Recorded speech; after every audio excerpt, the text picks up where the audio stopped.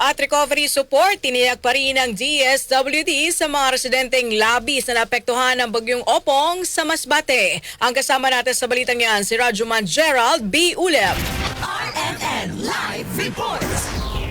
Ng Department of Social Welfare and Development o DSWD na tuloy-tuloy pa rin ang pagbibigay nila ng tulong sa mga residenteng labis na naapektuhan ng bagyong Opong sa Masbate. Gumaalala ang Masbate ang labis na naapektuhan ng severe tropical storm Opong.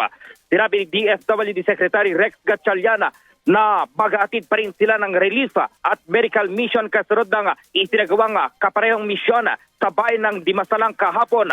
Anya hindi titigil ang national at local governments na magpaabot ng kinakailangang tulong para tulungan silang makarecover at makabawi sa epekto ng malakas na bagyo. Pagkatapos manalasa ang bagyo ay 3 beses nang pinangunahan ng kalihim ang pamamahagi ng family food packs at ang pinakahuli ay ang 500 pamilya na naapektuhan ng kalamidad sa bayan ng Dimasalang. Kasama mo sa DZXL RMN Manila, Rajuman Gerald P. Unep, Tataka, RMN.